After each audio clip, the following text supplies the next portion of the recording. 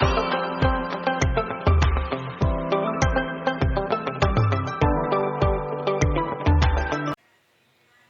Good morning students. मैं हूँ दीक्षा। आज हम पढ़ने वाले हैं बोन और कार्टिलेज में अंतर, मतलब कि अस्थि और उपास्थि में अंतर। तो आप सभी जानते हैं कि जो अस्थियां होती हैं उनको हम सामान्य भाषा में हड्डियां कहते हैं, और हड्डी कैसी रहती है? मजबूत। जबकि इसके विपरीत हम देखें, जो कार्टिलेज होती है यानी कि उपास्थि होती है, वो उतनी मजबूत नहीं होती है। हालांकि उसमें मजबूती होती है, पर ये हड्डी के बराबर मजबूत नहीं होती है। तो हम इसको लिखित रूप में देखते हैं, अस्थि और उपास्थि में अंतर। अस्थि जिसे हम बोन कहते हैं, क्या कहते हैं? बोन। और उपास्थि जिसे हम कार्टिलेज भी कहते हैं। अब हम देखेंगे इन दोनों में अंतर, अस्थि और उपास्थि में अंतर देखेंगे। अस्थि मैंने क्या बताया कि अस्थि कैसी होती है? ये होती है कठोर और मजबूत होती है, या फिर इसे ठोस भी कह सकते हैं। कठोर होती है, ठोस होती है। लेकिन अब हम देखेंगे कि जो उपास्थियां होती हैं वो कठोर नहीं होती है। ये कैसी होती हैं? मुलायम होती हैं। क्यों? क्योंकि जो हड्डियां होती हैं इसमें एक तरल पदार्थ भरा होता है जिसे हम कहते हैं मैट्रिक्स। क्या कहते हैं? मैट्रिक्स। ये जो मैट्रिक्स होता है, जो हड्डियों में पाया जाने वाला मैट्रिक्स है, वो मैट्रिक्स कैसा होता है? ठोस। मैट्रिक्स क्या कहलाता है? हड्डियों में पाया जाने वाला तरल पदार्थ। ये उपास्थि में भी पाया जाता है। ठीक है, तो ये मैट्रिक्स जो होता है, जिसे आधात्री भी कहते हैं, जो हड्डियों का मैट्रिक्स है, वो कैसा होता है? ठोस होता है। कैसा होता है? ठोस होता है। लेकिन यही इसके विपरीत हम उपास्थि यानी कि कार्टिलेज देखें, तो उसमें जो तरल पदार्थ भरा होता है, जिसे हम मैट्रिक्स या आधात्री कहते हैं, वो कैसा होता है? सेमी सॉलिड, मतलब कि अर्ध ठोस होता है। कैसा होता है? अर्ध ठोस होता है। अब होता क्या है, जो अस्थियां हैं, इनको बनाने वाली जो कोशिकाएं हैं वो कहलाती हैं ऑस्टियोब्लास्ट। क्या कहलाती हैं? ऑस्टियोब्लास्ट। वही हम देखेंगे कि जो उपास्थियां हैं उनको जो सेल, उसमें जो सेल्स पाई जाती हैं, उन सेल्स को नाम दिया गया है कॉन्ड्रियोब्लास्ट। क्या नाम दिया गया है? कॉन्ड्रियोब्लास्ट। अर्थात कि जो अस्थियां हैं वो ऑस्टियोब्लास्ट कोशिकाओं से मिलकर बनती होती हैं, और उपास्थियां कॉन्ड्रियोब्लास्ट से। किससे? कॉन्ड्रियोब्लास्ट। अब जो होता क्या है, ऑस्टियोब्लास्ट से एक प्रोटीन का निर्माण होता है जिसे नाम दिया गया है ओशीन। क्या नाम दिया गया है? ओशीन। समझ गए? ऑस्टियोब्लास्ट से ही ओशीन नाम बना है, मतलब कि इसका निर्माण किससे होता है? ओशीन प्रोटीन से होता है। वही हम देखेंगे कि इसमें जो कोशिकाएं होती है वो कहलाती है कॉन्ड्रियोब्लास्ट, यानी कि इसको क्या नाम दिया गया है? जो कोशिकाएं हैं वो किस प्रोटीन से बनती है? कॉन्ड्रियोब्लास्ट से ही कॉन्ड्रिन नाम बना है। ठीक है, तो इसकी कोशिकाएं कैसे बनती है? कॉन्ड्रिन प्रोटीन से मिलकर बनती है। क्लियर है? क्योंकि इसका निर्माण कौन सी सेल से होता है? ऑस्टियोब्लास्ट। ऑस्टियोब्लास्ट से ही ओशीन नाम बना है, और इसका निर्माण कॉन्ड्रियोब्लास्ट नामक कोशिकाओं से होता है। और यही कोशिकाएं एक प्रोटीन का प्रोड्यूस करती हैं या सिक्रेशन करती हैं, जिन्हें नाम दिया गया है कॉन्ड्रिन प्रोटीन। तो ये कैसे बनी होती है? कॉन्ड्रिन प्रोटीन से मिलकर बनी होती है। क्या? कार्टिलेज या उपास्थि। कार्टिलेज वही है, जैसे कि ये हमारा बाहरी कान है जिसे हम पिन्ना भी कहते हैं।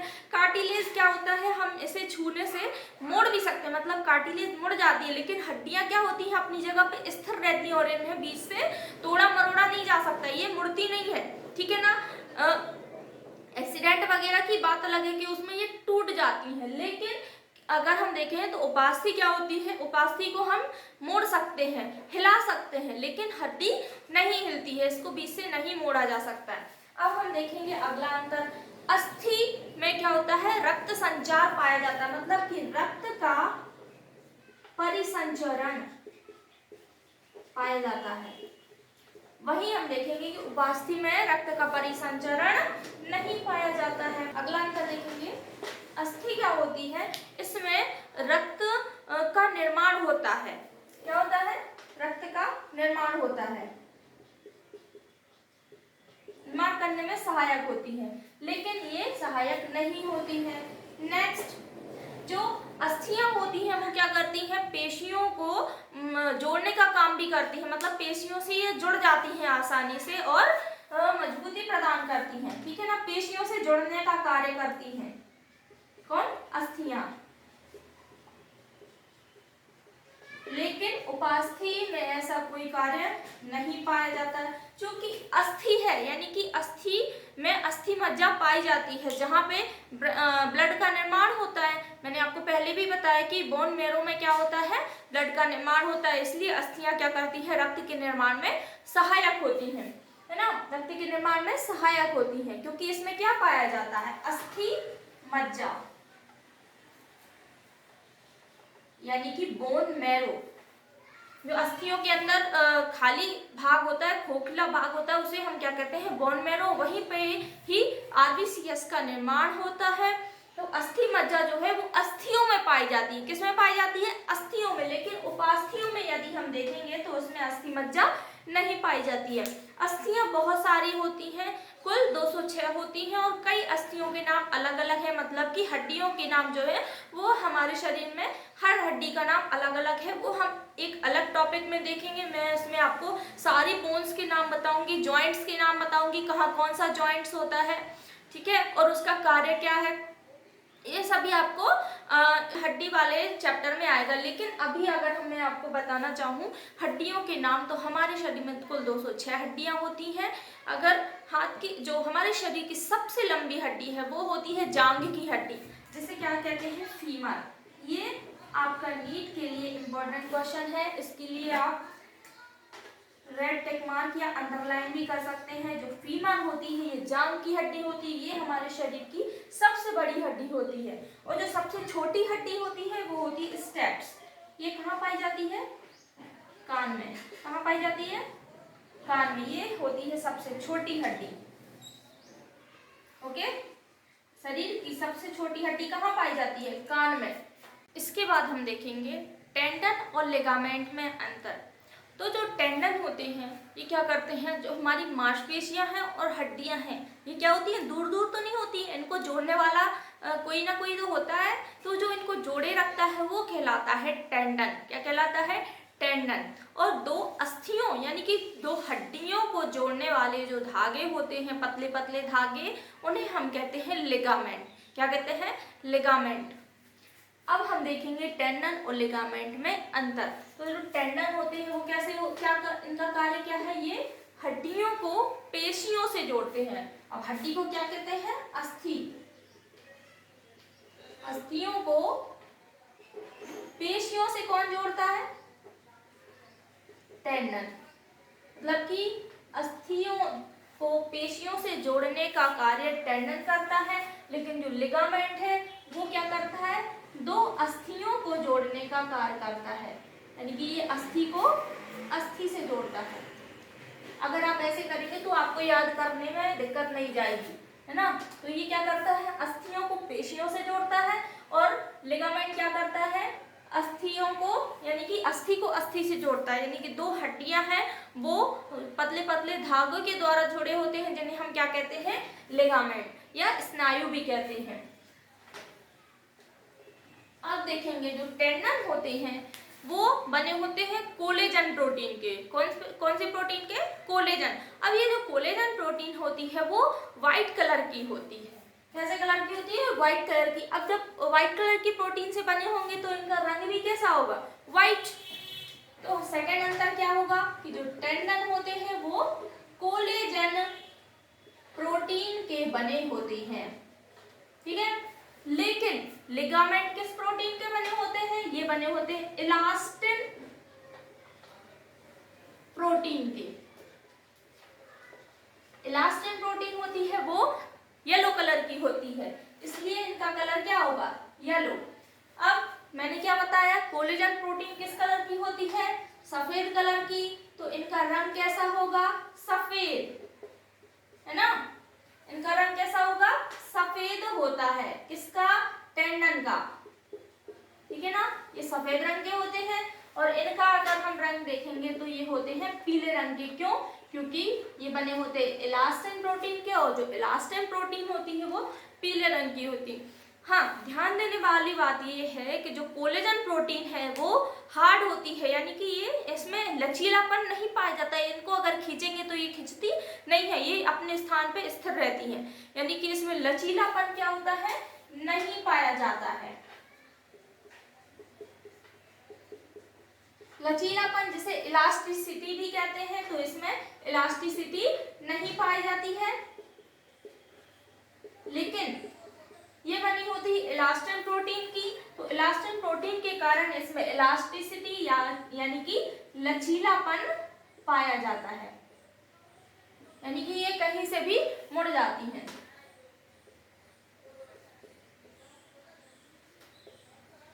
जब जो धावक होते हैं, रनर होते हैं, ये क्या करते हैं, रनिंग करते हैं, लेकिन अचानक से कोई गड्ढा आ जाता है या किसी भी परिस्थिति में पैर मुड़ जाता है, यानी कि जब मोच आ जाती है तो क्या होता है, मोच आ जाती है तो लिगामेंट क्या होते हैं, खिंच जाते हैं या फिर टूट जाते हैं, जिसके कारण मोच आ जाती है। यानी कि जब पैर मुड़ता है तो क्या होते हैं, लिगामेंट भी मुड़ जाते हैं या फिर कभी टूट भी जाते हैं या खिंच जाते हैं, जिसकी वजह से वहां पे सूजन आ जाती है। उसे ही हम क्या कहते हैं, मोच कहते हैं। क्योंकि लिगामेंट क्या करता है, बोन टू बोन कनेक्टिविटी करता है, यानी कि ये हड्डी को हड्डी से जोड़ता है। अब जब दौड़ते हैं तो क्या होती है, हड्डी अगर मुड़ जाती है कहीं बीच से तो ये लिगामेंट टूट जाते हैं, जिससे वहां पे सूजन आ जाती है। ओके, जिसे ही हम क्या कहते हैं, मोच कहते हैं।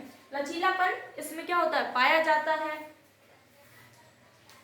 अगला अंतर देखेंगे कि ये जो टेंडन्स होते हैं ये मुलायम भी होते हैं, मुलायम नहीं होते हैं, लचीले भी नहीं होते और ये मुलायम भी नहीं होते, लेकिन ये कैसे होते हैं, मुलायम होते हैं और आसानी से टूट भी जाते हैं।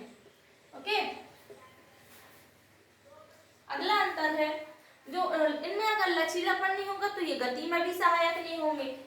अंतर जो है एक से दूसरा अंतर कनेक्ट है। यदि आप 2 या 3 अंतर याद कर लेते हैं तो ऑटोमेटिक आपसे बाकी के सारे अंतर बन जाएंगे। इसमें क्या होती है, ये गति में सहायक नहीं होते हैं। वही हम लिगामेंट को देखें तो ये क्या करते हैं, गति में सहायक होते हैं। ठीक है,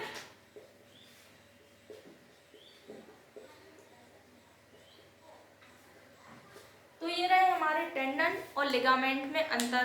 टेंडन और लिगामेंट के बाद अब हम देखेंगे लसिका और रुधिर में अंतर। लसिका ये एक रंगहीन मतलब कि कलरलेस होती है, कलरलेस, लेकिन ये भी क्या होती है, लिक्विड फॉर्म में पाई जाती है। कलरलेस तरल संयोजी ऊतक क्या कहलाता है, लसिका कहलाती है। ये कैसी होती है, सबसे पहला पॉइंट हम क्या देखेंगे, ये रंगहीन तरल संयोजी ऊतक है।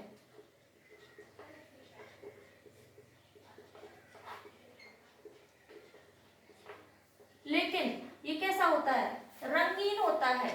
कैसे कलर का होता है, लाल तरल संयोजी ऊतक क्या कहलाता है, रुधिर कहलाता है।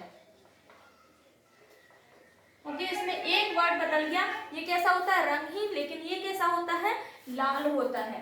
अब हम देखेंगे जो लसिका होती है इसमें आरबीसीएस की मात्रा कम होती है।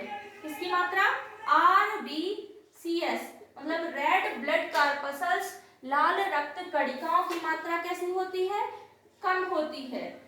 वहीं हम रुधिर में देखेंगे तो रुधिर में आरबीसीएस की मात्रा ज्यादा होती है। अगर हम ज्यादा को इस तरह से बताएंगे तो आप समझ जाएंगे ना, इसका मतलब होता है ज्यादा यानी कि अधिक, और इसका मतलब होता है कम। ठीक है, तो आरबीसीएस की मात्रा रुधिर में कैसी होती है, ज्यादा होती है। लेकिन डब्ल्यूबीसीएस का इसमें उल्टा है। डब्ल्यूबीसीएस मतलब कि व्हाइट ब्लड कॉर्पस्कल्स, श्वेत रक्त कणिकाएं। जो श्वेत रक्त कणिकाएं होती हैं वो लसिका में ज्यादा होती हैं और आरबीसीएस कैसी होती है, कम होती है। यही इसमें अपोजिट होता है, आरबीसीएस रुधिर में ज्यादा होती है लेकिन डब्ल्यूबीसीएस कम होती है। तो डब्ल्यूबीसीएस को हम देखेंगे तो डब्ल्यूबीसीएस इसमें कैसी होती है, अधिक होती है, लेकिन रुधिर में डब्ल्यूबीसीएस कैसी होती है, ज्यादा होती है, सॉरी कम होती है। ठीक है, इसका मतलब होता है कम। ठीक है, इसका मतलब होता है अधिक। अगला अंतर है जो लसिका होती है इसमें ऑक्सीजन की मात्रा भी कम होती है। इसकी मात्रा, ऑक्सीजन की मात्रा कैसी होती है? कम होती है। लेकिन इसमें ऑक्सीजन की मात्रा कैसी होती है? अधिक होती है। ओके,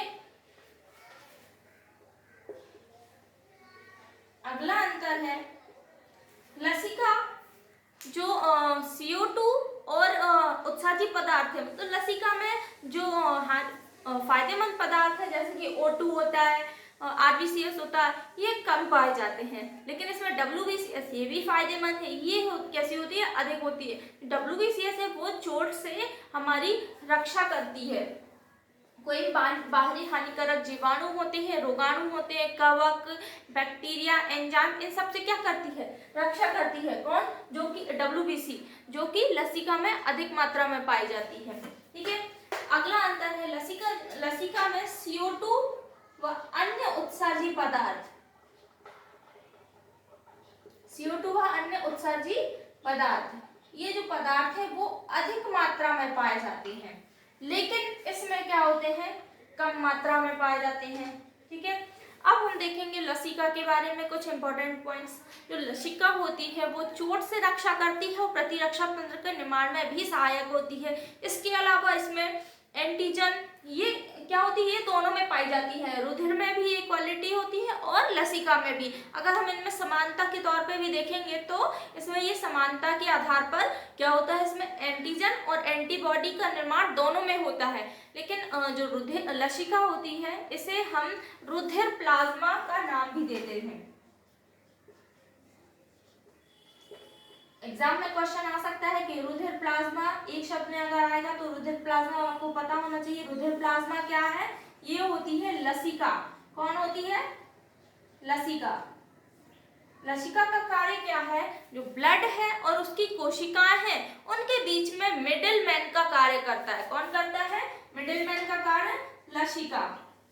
तो इसे एक और नाम दिया गया है मिडिल मैन। क्या नाम दिया गया है? Middle man. ये कौन कहलाता है? लसिका। मिडिल मैन मतलब कि ये दोनों के बीच का कार्य करती है। कौन कौन? ब्लड और उसकी सेल्स के बीच में कनेक्शन का कार्य करती है। कौन करती है?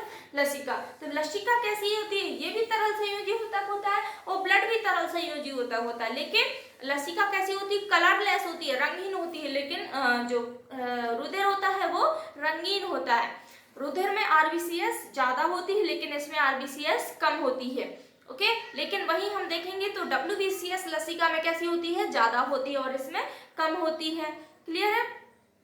ऑक्सीजन जो होती है वो लसिका में कम होती है। इसके अपोजिट जो CO2 और अन्य उत्सर्जित पदार्थ होते हैं वो लसिका में ज्यादा होते हैं, लेकिन इसमें ये कम होते हैं और O2 यानी ऑक्सीजन इसमें अधिक मात्रा में पाई जाती है। ओके स्टूडेंट्स, आज का वीडियो यहीं समाप्त होता है। उम्मीद है आपको पसंद आया होगा। चैनल को लाइक करें, शेयर करें, सब्सक्राइब करें। Thank you. Thanks for watching the video. कृपया वीडियो को लाइक, शेयर एंड सब्सक्राइब कीजिए। अगला लेक्चर जल्द ही लेके आएंगे। तब तक नोट्स बनाइए, रिवीजन कीजिए और अच्छे से पढ़ते रहिए। Thank you.